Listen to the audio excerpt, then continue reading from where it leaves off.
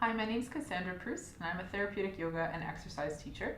I work a lot with folks with mobility issues, seniors, various injuries, and I tend to work with a combination of yoga postures and these sort of preparatory exercises to get us into some of those shapes and move our body through its whole range of motion. So I'm going to focus on this video with knees and feet. So some of the things we're going to do is work on strengthening the thighs and the calves and all the different muscles around the knees, and also work on some of the articulation through our feet and our ankles that can hopefully help to ease some pain, invite blood flow to pump back up from the low body, back up towards the heart, so hopefully reduce some swelling.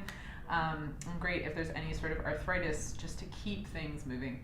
So we'll start here, just checking in with some of the things we will use through the sequence. So one of the things is either a yoga block or some sort of pillow. Another thing, you can grab a small towel or a sock, something like that. The thinner it is, the trickier it might be. So you can explore as we get to that part what makes sense. And then the last thing is some sort of belt or strap. So I've just got an everyday belt here. If you've got a yoga strap, that works.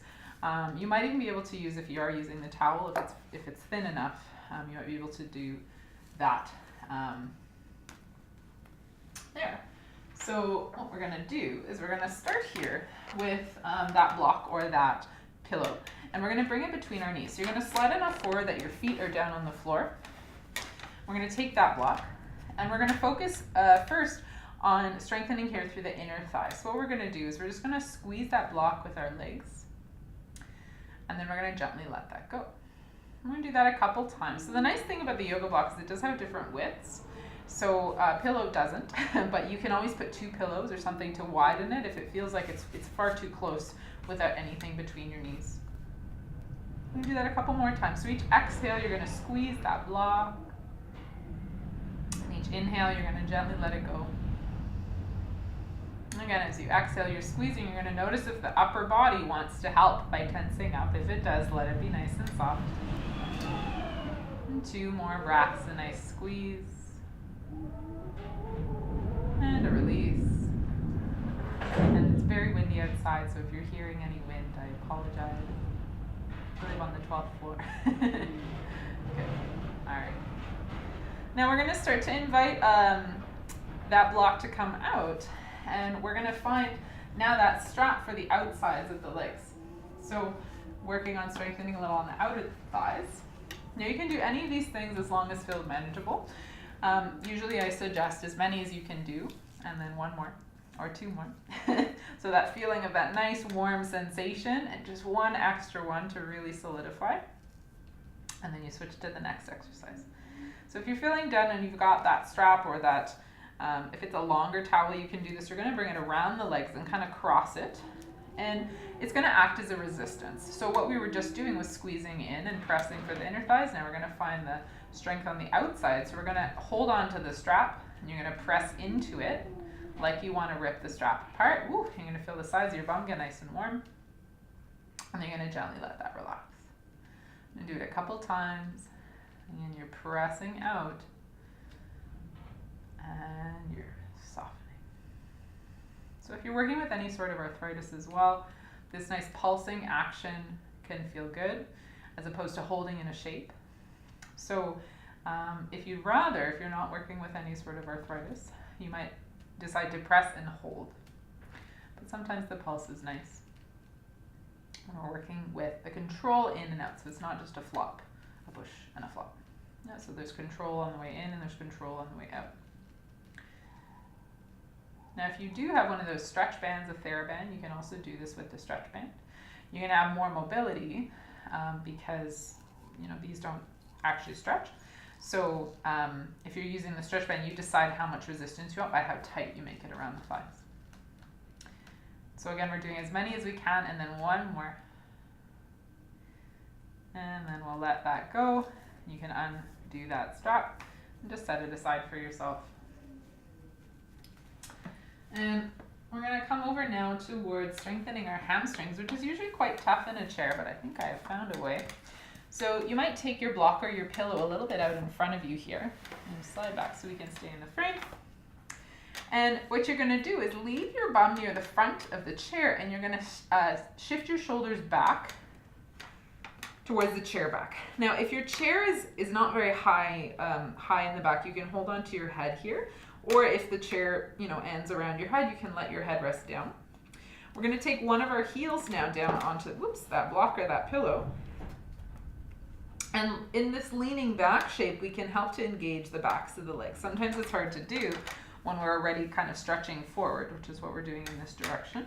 So we're going to lean back, let the heel be heavy, and you're going to strongly press down into the block as though you were trying to dig your heel into sand. And then you're going to let it soften. You're going to do that a couple times. Again, you're strongly pressing the heel down into that block, and then you're letting it relax. You do that a couple more times. Again, pressing down.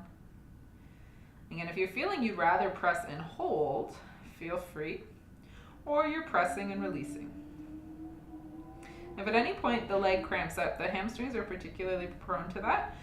We don't use them very much. So if they do cramp, take a moment, take any shakes out, anything you need, a little massage, and just come back to this as you can, maybe pressing a little bit less, working on slowly building that strength so that the muscles don't cramp up when we invite them to overwork right away. And again, we're going to do as many of those as we can, and then one more. And then when you're done, you're going to invite the legs to switch. And the other heel can come onto that block, same thing. Again, you're pressing down as strongly as you can, almost like you wanted to lift your bum off the chair. Whew, and then you let it go. A couple times. Again, the heel presses as though you wanted to lift your bum off the chair, and you let it go. And 2. I was going to say 2 or 3 more times, but that's probably not true.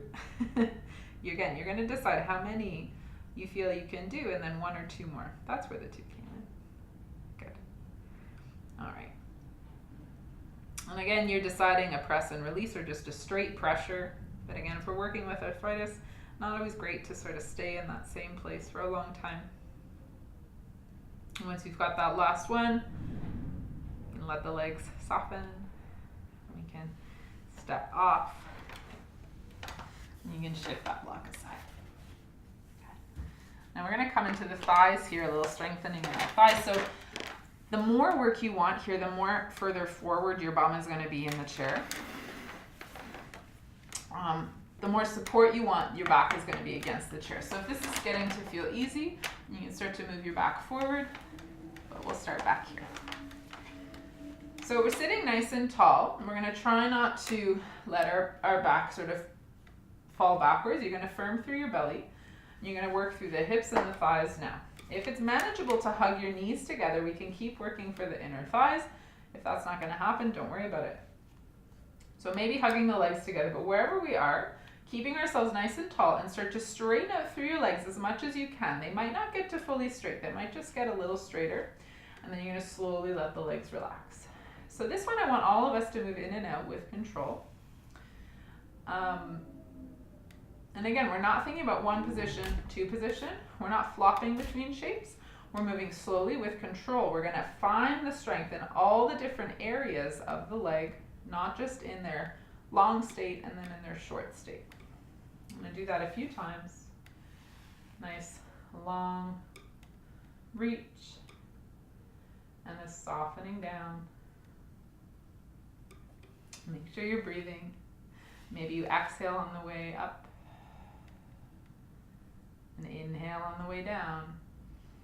And again, noticing if your body wants to do this when you lift, and you're trying to lift from your back. If you are, firm your belly a bit more. And don't worry about the legs going perfectly straight. They might not. This might be enough. Good. Now the next time we lift the legs, we're going to stay there for a moment. We're going to find a little thing with our feet. So the legs are as straight as they'll go. Maybe they're hugging together. Maybe they're not. And then we're going to try and flex our toes. You're going to try and make space between your toes. I'll show with my fingers as well. And you're going to try and squish them together.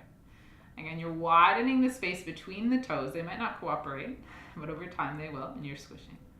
2 more times again, widening the toes. You can really look at them.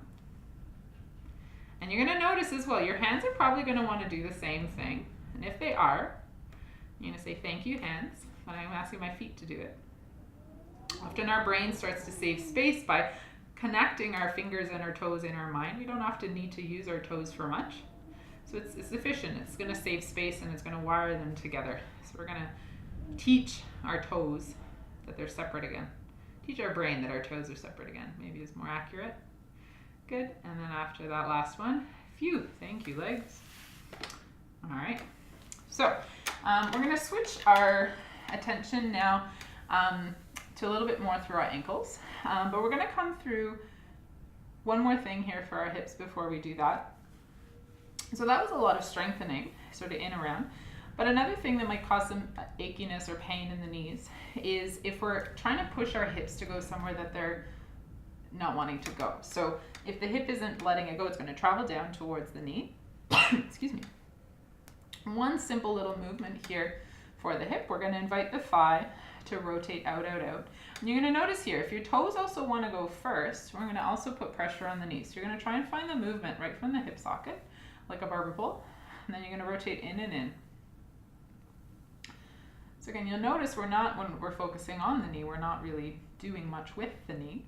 We're focusing around those areas, and that even travels right up towards the hip. All these things are going to affect the knees and affect the feet. So we're going to just do that back and forth a couple times. And notice how it feels to move right from the hip, and how much actual range, how much we can turn in either direction. And then once we've done that a couple times, we're going to bring the leg back in. We're going to do the other side. So again, the leg is nice and straight. We're going to move right from the hip socket. So rotating out, out, out like a barber pole right from the thigh. And then you're going to rotate in, in, in. So again, we're not looking to move here from your toes. It's the thigh that's moving. The toes go along for the ride.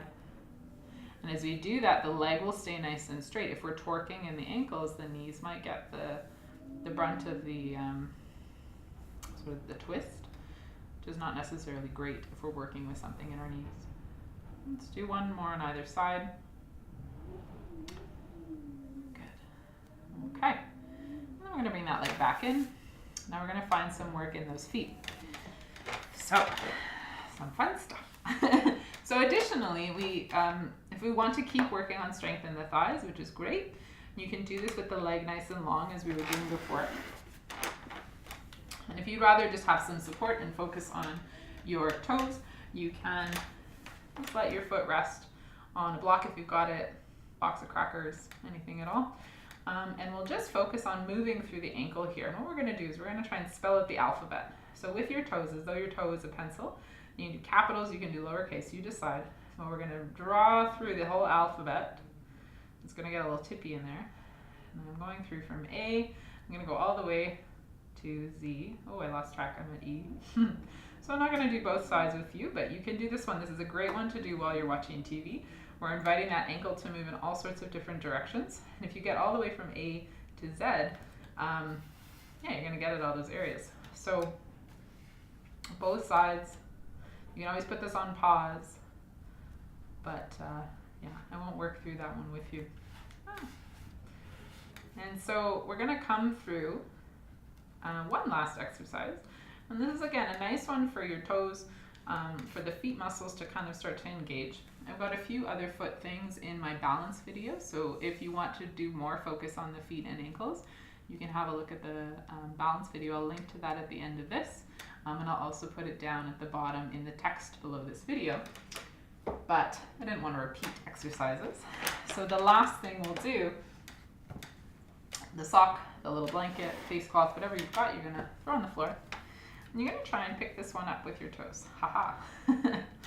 So we're working towards being able to kind of wake up those toes. Like I was saying before, the brain is wiring our hands and our feet together. If we're wearing shoes all the time, those toes get a little, oh my goodness, this is hard today. Haha, there we go. Yeah, the feet just get a little less smart than they used to be when we weren't using them all the time if we weren't wearing shoes. So both feet, again, great one to do when you're watching TV, sitting on the toilet, anything at all. Yeah, you can do that as long as you'd like, back and forth. You can try and pass it from foot to foot. Haha, that's the hard one. And your toes really have to get involved. All right, yeah, so we got the alphabet got those toes grabbing, and a couple other ankle things again are in that balance video, which I'll link to below. But thanks so much for spending the time taking care of those knees and your feet. And yeah, any questions at all, you can find my email in the text below. Good luck and enjoy.